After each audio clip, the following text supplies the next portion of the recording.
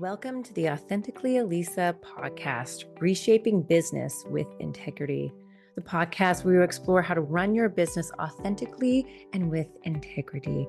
I'm your host, Elisa Boogaerts, a business coach and launch manager, helping coaches launch their programs and events that align with their business values. Together, we'll uncover the secrets to building a successful business without sacrificing morals, ethics, authenticity, or heart. Let's dive in. All right, so let's dive into today's episode. Today, we're going to be talking about the secret to selling without feeling salesy, which is so awesome because I know that so many of us entrepreneurs are resistant to sales because we don't want to be salesy. So we're going to figure out how to get over that today. And today I have an amazing guest with me, Sabrina Victoria. And Sabrina is a community leader. She's also a TEDx speaker, powerhouse entrepreneur, and founder of Her Nation Global, a bold media platform designed to elevate women in business. With over 20 years in door-to-door sales and the co-creation of multiple 6- and 7-figure ventures, Sabrina leads an unapologetic belief in the power of community and connection. Welcome, Sabrina. I'm so glad to have you here. Yes, thank you so much for having me. Appreciate it. Yeah, and I love that we swapped. I love that how when I meet somebody and they have like their own podcast or show as well, and we can be on each other's shows. It's so much fun. I think it's so neat to like get to know somebody better. Like you get to share your story and how they interact with you, and then you get to learn theirs. I love Yeah, it. absolutely. I agree. So tell us how you got into this field of work and just, why you're so passionate about it. Yeah, well, I was COVID forced into online business. Yeah. But I'm so happy. I'm still in the niche of which I've always been in. So my background is door-to-door sales. I always say technically I've been going door to door since I was 5 because I was raised as a Jehovah's Witness. So I was hawking religion at the age of 5. But in my adult life, I actually ran door-to-door teams. I had 6 offices, 4 different states, and I had over 150 sales reps, turnovers high, very masculine, very aggressive sales. Mm. And COVID came and punched me in the face, basically. So had to pay like a lot of people did, and Yeah. ended up in online sales, basically, running an Wow. online business. And so I found a small little niche with women business owners. And I help women business owners, create thriving businesses and taking their business to the next level. Yeah, that's so awesome. And when you knew you had to kind of go online, what made you like want to work with women business owners and help them grow their businesses? Girl, it literally just happened. I did not plan it. I started a podcast. That's all I did. I just started a podcast. I'm like, everybody's starting a podcast. I don't know. I guess we're just doing podcasts now. So I started a podcast. It was making no money, but I started a podcast and I just started talking to people. And somehow I was storytelling. And then somehow I ended up getting a couple of women business owners, actually, like maybe authors. Mm. And women business owners know women business owners. So then they just started referring other women business owners. And then before you know it, my whole lineup was all women who own businesses. A lot of them were authors. And afterwards you chit chat, right? Like after we get off here, we'll probably like chit chat. We chatted a little before. And they always ask, like, what's your background? What do you do? Blah, blah, blah. And so that's what I would do. Like, hey, how did you get into it? And I don't own a business online. Like I'm just running a podcast. So they just start feeding me all this information. And I'm in sales. So I just started giving like sales advice, but like from what I knew on in door to door. And Mm. women were like, "Oh, do you train in that? Do you teach in that? And it just kind of morphed into it was crazy. You're like, maybe I should. Actually, I do know some Yeah. stuff. Like, would you buy that? Like, yes. Yeah. Oh. Yeah. That's exactly what happened. My idea for the mastermind came to me at 4 in the morning.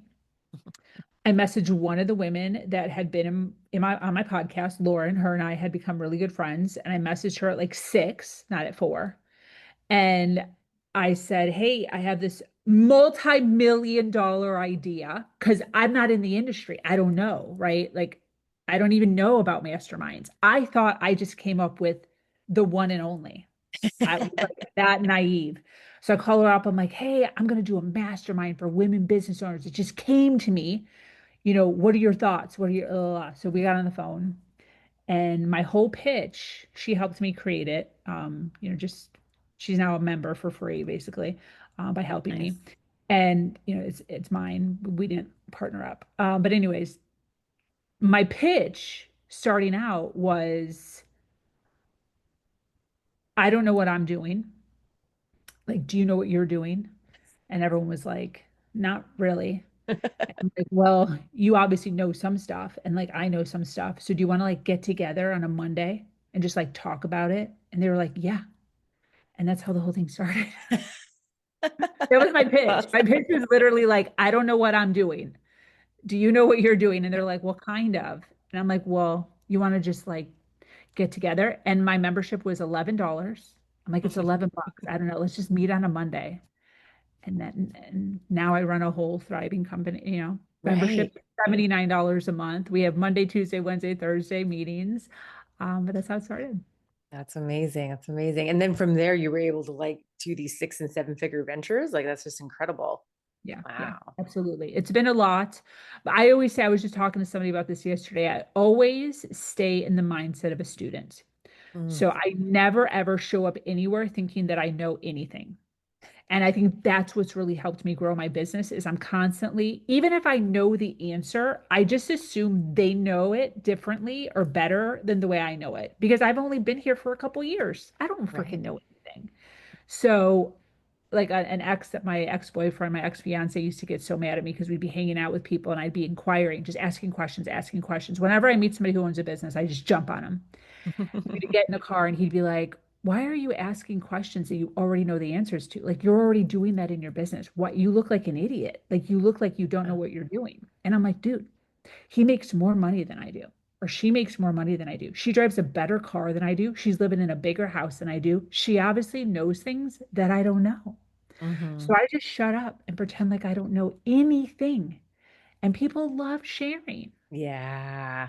People love sharing, especially if Yeah. it's, yeah, something they're super proud of or something that they really Yeah. know. They want to totally share their knowledge. Yeah. And like you're right, usually because everybody, something that I've noticed and yeah, also getting into this world around the same time is that like everybody um knows something different and comes at it from a different angle. Like even every launch that I do, it's everyone is different and they all have a different way that they want to do it. So like learning all the time and just kind of like building this sort of like long list of different ways that you can do things. I Um, love that. yeah, which is just so it's so cool. Yeah, so right, you always have something to learn from everybody. Like Yeah. everybody brings something to you in some way, so I'll let them do Yeah. it. Exactly. So as we scale and as like you were scaling and as you've like seen these ventures that you've co-created, how have you been able to sort of remain authentic and in alignment with your integrity?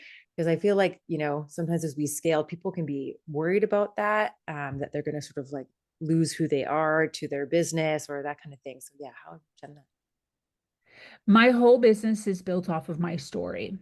So up to this point, which I always say I've just started, even though I've come a long ways, the vision that I have for the community is so enormous. I don't even think I'll be able to do it in my lifetime. But my story is so ingrained in the foundation of the business, and a lot of that is because of the community that I'm building. So for me, it's always community first.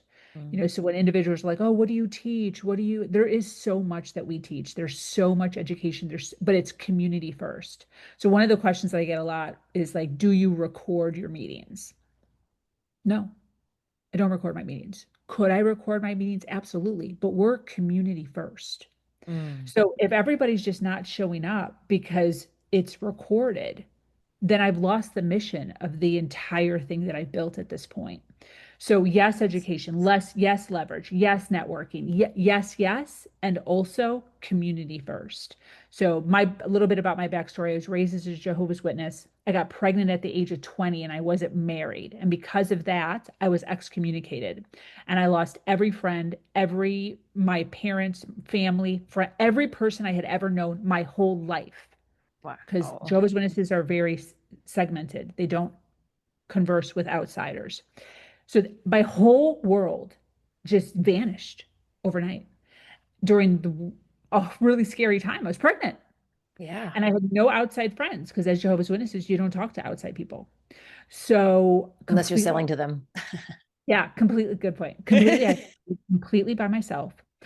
And because of that, I recognize what it's like to do hard things with nobody. It's Mm, harder, it's no fun, it's scary. You mess up so much more than you would have otherwise. So a lot of the things that I recognized in that state of motherhood, I bring to the community that I'm running. So as far as authenticity, my story holds the foundation for me personally in the foundation of everything that I'm building right now. It always comes back to my story. So because of that, it just automatically holds the foundation is authentic. right. Wow. I love that. That's such a Thank you. powerful place for it to come from. Thank you. Wow. Amazing. Thanks for sharing that. Yeah. So, tell us what is this secret to selling without feeling salesy? Let's dive into that. Love the Yeah, secret. so for me, it's like it's a three-step process. Story is in there. So I always say position, not pitch. So instead Mm, of being in a thought process of, oh, I'm pitching somebody, I'm selling somebody, yeah. right? Being in the thought process of position. So what is their need? What is their issue? What is their challenge? And then what do you have that can solve that issue? So instead of being buy my product, Right. it's I can solve this for you, right? This Mm, product, this service can solve this problem. So instead of being in a mindset constantly of, oh, how money, sales, getting, taking, instead being in a mindset of giving, providing, right. you know, a solution to the problem. The third thing is storytelling. So What was, wait, I think we feel like we missed one. oh, se second thing, one, two. Yeah, what was the first one? The first one is position, not pitch. Yeah, what's the second one? The second one is storytelling. Oh, okay. Sorry. You said third, and I was like, oh no, we skipped one. Oh, okay. I might have messed up. Okay. So second one is storytelling. So when, okay, so I tell a lot of my story, like gross stories, like dark, horrible, being abused, like I tell so much of my story. And because I tell so much of my story, a lot of women come to me and they're like, I'm just not doing that. Like I'm not going to share my disgusting closet stories. It's just, I don't want to put it out there. I don't want to air it. I got kids. I got an ex. I got a family. I'm not, oh, that's not what this is about. You could tell a story about how you went to a gym. You could tell a story about how you tied your shoes wrong. You could tell a story about how you tripped in the parking lot. You could tell any story about you doing your hair, having a mishaps. Like when I was younger, my mom cut my hair with a Flowbee. Do you remember the Flowbee with the No. vacuum? Oh Yeah, there was this thing that was on an infomercial, and you would suck your kid's hair up into the thing, and then it would chop it like with a razor, and then the hair would go into the Flowbee, oh my into gosh. the That vacuum. sounds Oh my so gosh, I can't believe you've dangerous. ever heard of that. It was huge on QVC. Well, anyways, my mom used it, totally butched my freaking hair. So the story that I tell with that is like you need an expert, right? What are you Mm, doing, you know, like handling equipment that you don't know how to use, right? You got to go to an expert to get your hair cut. Don't, rely on a Flowbee. Obviously, it goes a little smoother than that, but you can tell any story you want. I tell a story about how a bird shit on my head when I was trying to give a chicken to a homeless family. Like, dramatic stories that you can extend on and then you can connect that to your business. So when you start telling stories, you're relatable, people laugh, people say me too, people are intrigued. And then when you're telling that story, working on your tone, working on your hand gestures, working on your ups, your downs, your fast, your slow speaking, working on your pausing so you're bringing people in. And when you're bringing people in and you're making people listen to a story that's enticing, that has a moral, then people are locked in. And when you can mhm. lock people in, that's when you can invite them, Right. not sell them, invite them to join, change, transform their life, their health, their wealth, their business, their stage, their hair loss, their muffin top, whatever you're selling. Invite them to do it with you, to do it with a group, to do it with a community, to do it by themselves, to do it at one-on-one, whatever you're selling. I love that. That's number three. So you're inviting somebody, not making it an obligation. We're not strong arming people. Mm, And that's the way that I've done it for freaking years. And no one yeah. has ever said that I'm salesy. No one has ever said this is cringe. No one is. Half the time people are in the group and they're like, dude, I didn't even realize you were even selling me. Yeah, because it's smooth, and they do need it and they recognize Mm, that. And I'm really good at showing them that. that's so cool. I love that process. And when you were talking about that with the story and the hair and all that kind of stuff, it's like, oh yeah, because like I often think that like sure I had things that yeah, like I also have the mindset being that there's some things in my past that I just don't really want to dredge up and bring to the forefront and whatever, like whatever. And I guess I don't want the sympathy of it or something, or I just feel like it's gonna put it in like in a direction that I don't want it to go. So I often think that I don't have many stories to share, right? I'm like, story, I don't know, story. But I love how you really simplified it that you can turn it into anything. Like you were just talking about the hair thing. Like when also when I think I was 7 or something, my mom like didn't understand how to brush curly hair. She's from England. She's got very thin, straight hair, didn't get it, right? Like hacked my hair, like would make me cry when she'd be trying to brush my hair. So she decided to like literally chop it. Like I had a boy's haircut with a couple of ringlets in the back, like the worst mullet you've ever seen. And I'm 7 years old and like humiliated and awful. And then, as you were saying that, I was like, how could I relate that to business? I was like, I have a hair story. Yeah, Yeah. absolutely. If you sit for long enough, and this is what I this is what I say. Right off the bat, you sit down, you think of a story like that story, and you're like, that doesn't even relate to business. But as a business owner, if you sit, I say there's two steps. Number one, write down all your stories. I have a bunk bed story, I have a falling out of a tree story, I have a pinata story, I have a bird shitting on my face, my hair story, and my tit story. I have a the Floby story. I have so many stories, right? Write down your stories. No thought. No, like, I don't want to tell that story. No one's seen the list. No one is going to see the list. Just write all your stories down from birth, from like memory, all the way through to today. Could be somebody yelled at you in a parking lot. Could be road rage. Could be anything.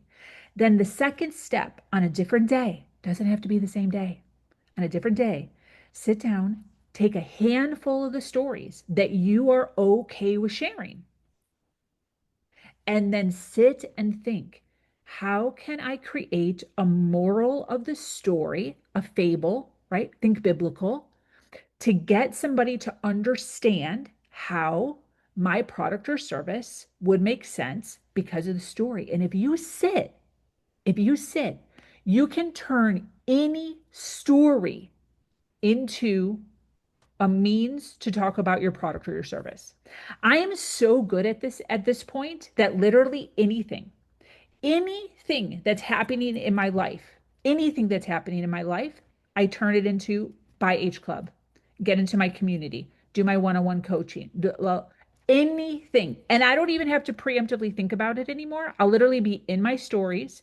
I'll be like on Facebook, and I'll be like, oh my gosh, ladies, guess what just happened? I don't even have a thought of how I'm going to do this. I have no idea how I'm going to do this. I just start telling the story.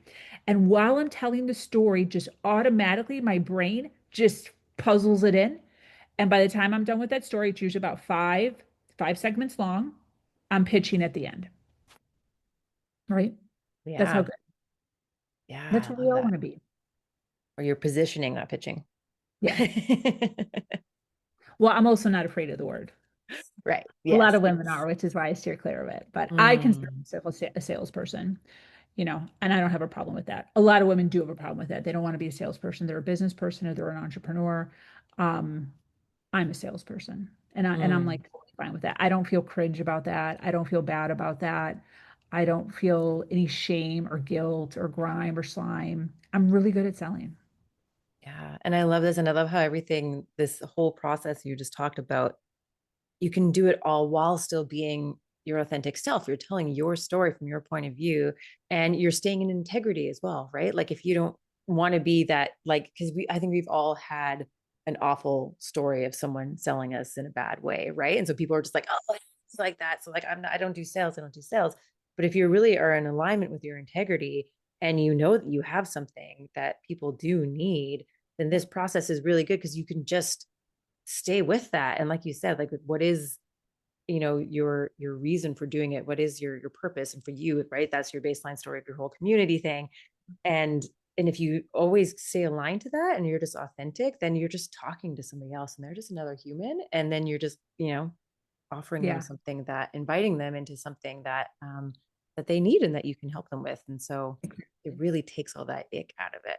Just so Yeah. amazing. And for those that are just starting out, for those that are, still like, I get it, Sabrina, that makes sense, but it's just so much. Mm. One of the things that I do consistently is I always invite, when I invite to do the thing, not to join my thing. So I would Ah, say, like my story leads to community. I always say, I don't care what community you join. My right. community might not be the community for you, but as a woman business owner, you need to be in a community. I don't care which one, I don't care how much it is. Just join a community so you're in and amongst other women business owners who are running businesses. So then that, right, takes even more away from you being cringe or greasy or grimy or trying to strong arm people, right? This is real. This is love. This is power, right? You're giving them the power to make a choice.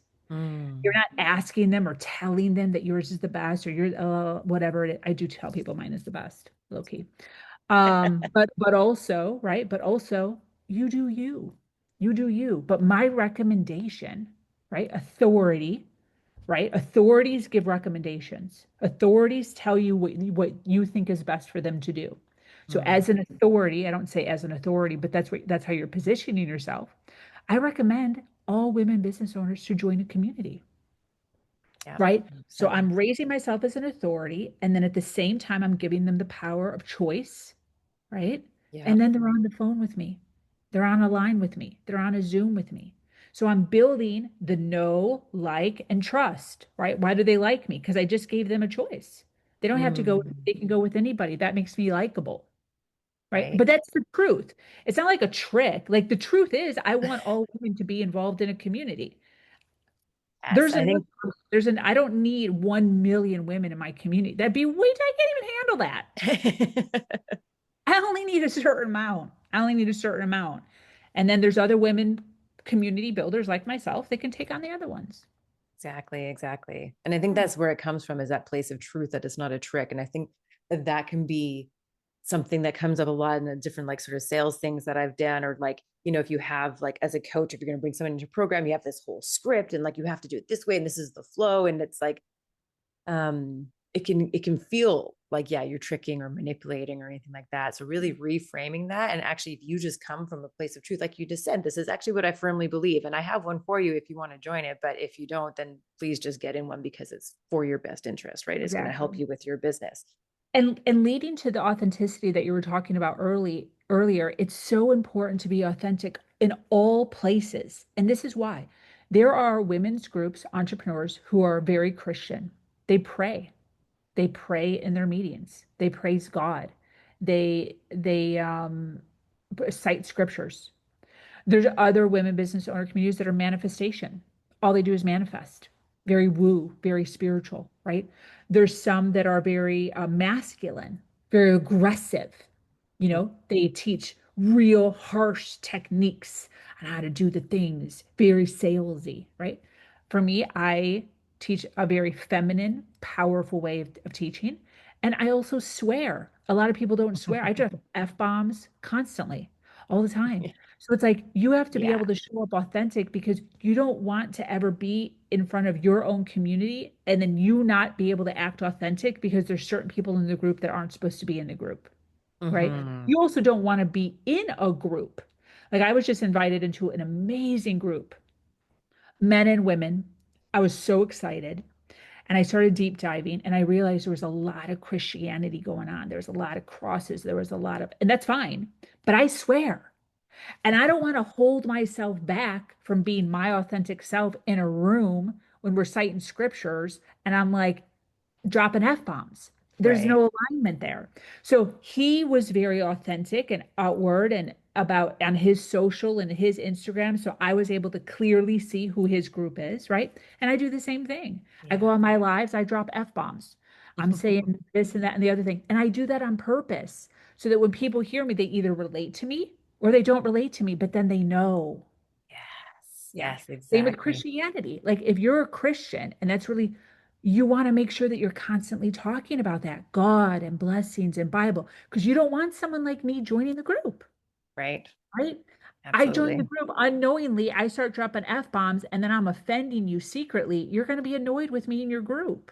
Yeah. Yeah. And then what does that do to the tone? And like it could Yeah. create toxicity and like, yeah, just not a good Yeah. place to be. Yeah. Yeah. And I love how you said that because it's just a coach of mine says that like someone's always, people are showing you who they are, especially if they are being authentic in it. So trust that they're showing you who they are. Trust that they are being who they are and like and just accept that as it is. And so like you said, yeah, so if people are actually being authentic, they're literally showing you who they are. So don't think that they're going to be something different or don't kind of hope that it's going to be something different. They're actually just showing you who they are. And so, and if it doesn't align, then it's not for you. And even though maybe you really wanted something, you just have to kind of let that go because maybe it's not in alignment or maybe it's in perfect alignment and it's amazing. And I think that that's something that I would like love for people to do more is to be your authentic self and show up that way, especially in business. Cause I know with me, like, especially coming from corporate, it was like, oh no, you like can't be yourself in corporate. You can't say certain things. You have to like act a certain way. Or if I did stuff, and I was always the one, cause I was always the one who called out the elephant in the room, but nobody else would speak up and everybody else wanted to ask the question that I asked, but I was always the one asking it. So I kind of was like, oh, there goes Elisa again, like, or like people just knew that I was going to bring up the tough subjects that maybe they didn't want to talk about. Right. And it's like, you're just supposed to be the quiet person, letting corporate lead you to whatever bullshit that they're going to lead you to. And so, but people then would DM me and they'd be like, oh, thank you so much for asking that question. I really like, I wanted to Yes. ask it too. And then several people would do it. And so I was like, Love that. well, how come I always have to be the bad guy, But like, then that, yeah, kind of got the reputation of being that bad guy. But like, well, I'm going to say it. I'm sorry. If I see something that's not right, I'm going to say something. So That's awesome. showing you who I am. Right. And I think that even in something like that, where it can be hard and maybe like you're just saying, like you're dropping F bombs and you're going to offend people. Well, Absolutely. that just, yeah, that's okay. You're not going to offend Yeah. other people. Some people are Absolutely. really going to appreciate you calling out the elephant in the room. Some people are going to hate it. You got to do it anyway if that's who you are. It was funny. My mom called me probably like 6 months ago. My parents follow me very closely online. My mom calls me at the end. She's like, I have something that I want to share with you, but I don't want you to get mad at me. Not that I would get mad.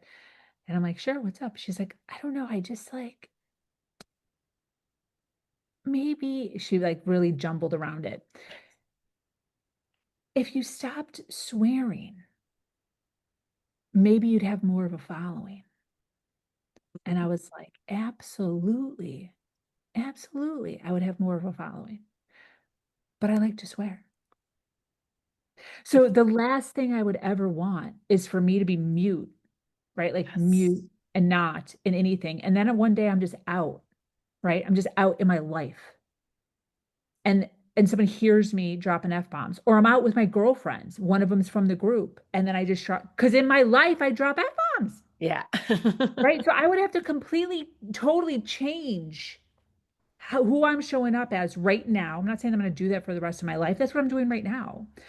So it's like it would be like this is the example I gave her, telling everybody that I'm vegan, but like I'm not vegan. And then one day somebody just passes me and I'm eating a freaking hamburger with bacon on top. And they would be like, "Oh my gosh, she's not who she said she is. She's a liar.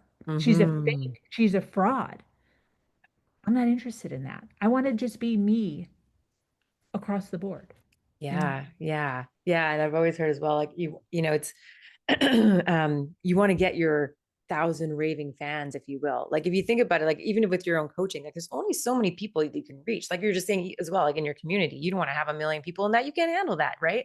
So, you don't need this massive following to have a successful business. You need your people who like love you and are your raving fans and like love that you swear and think it's hilarious and gives them permission to swear too.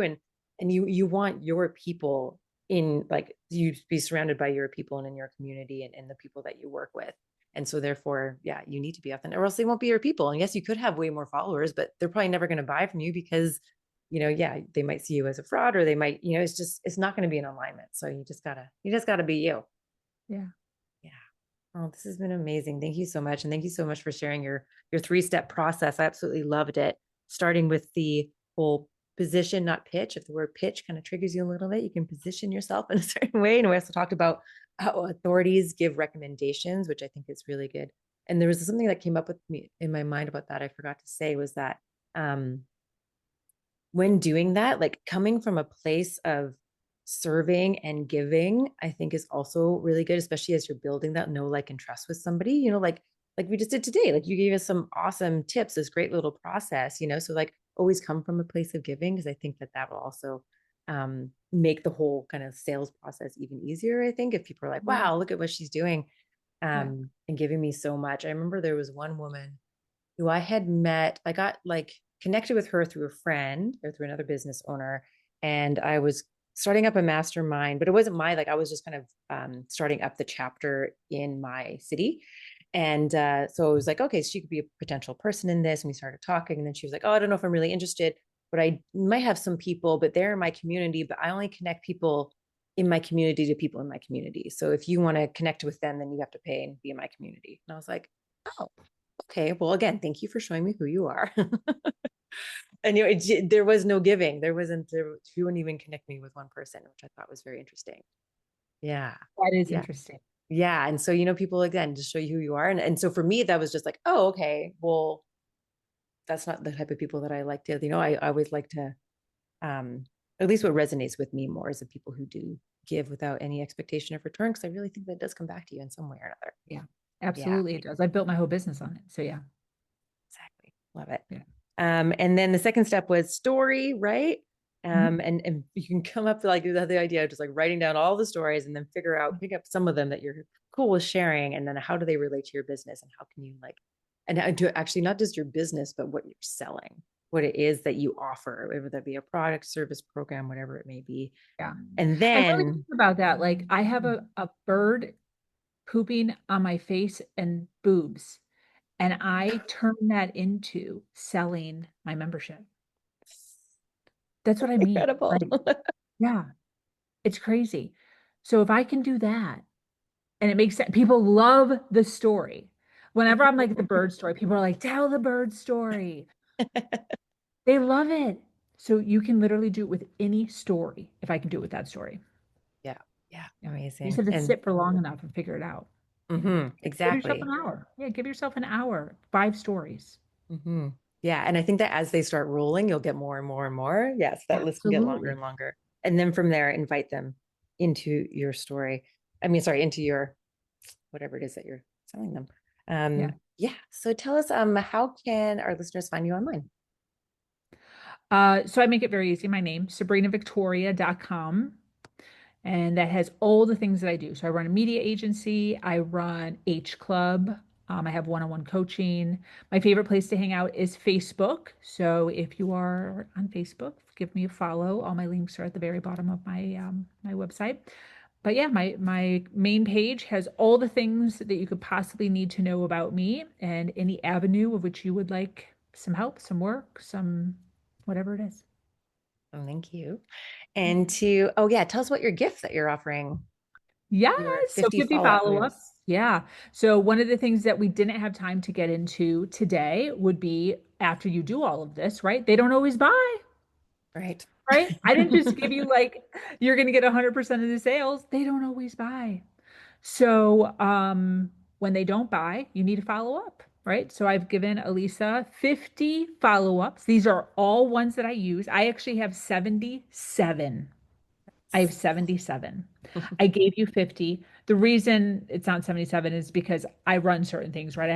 I have advertisements, I have magazines, I have the cover of my magazine, I have my podcast. Like there's 20 plus things that are connected to my business that would not be connected to your business. So the 50 are generic things that I do to follow up or say to follow up that aren't necessarily directed to my business. Um, and how to reconnect with these people, how to keep massaging them. So I always say get to at least 8. If you're at 8 follow-ups, there's a 90% chance that this person will buy from you as long as you continue, right? Not on the 9th follow-up, but once you get to 9, there's a 90% chance that that person will buy from you. And then also that's when you start creating super fans, right? Once you get to 10, 11, 12 touches, this person knows who you are. They know your voice. They know your face. They know exactly what you do. They know that you're giving. They know that you're kind, know, like, and trust. These people start referring you and they start becoming super fans. Mm-hmm. Yes. And referrals is one of the best things in business. I think that's where I get most of my clients. Yeah. Um, yeah. So Yeah. to So the finish us, question I get the most is just like, how do I don't even know. How do I follow up? I don't even know. So here's mm, 50. perfect. Yeah. So There you awesome. go. Thank you. I'm going to download them too. I love it. Follow up is something I'm not so great at. So if I have 50 things that are right there, it makes it so much easier. There you go. And to finish us off, do you have any final words of wisdom? Yes, my words of wisdom that I always give, that's been my mantra since I was 24 years old, especially in the world of entrepreneurship. When you feel like everything is falling apart every other day, is that everything is going to be okay. So whenever you're feeling the stress, the anxiety, the money, the lack, the stress, too much, overwhelm, things are falling apart, whatever, right? Could be a lot of good stuff, but just so much. Could be some bad stuff. Doesn't matter. Taking a second, deep breathing, and reminding yourself that everything is going to be okay. The other thing that actually always goes along with that, which I already said to you and your audience here, is to write your list of your stories. When you write your list of your stories, majority of those stories are things that you've been through, things that you've done, things that you have accomplished. So when you breathe into everything's going to be okay, remind yourself of those stories and that Mm. you're a motherfucking badass and you can do anything. You can do anything.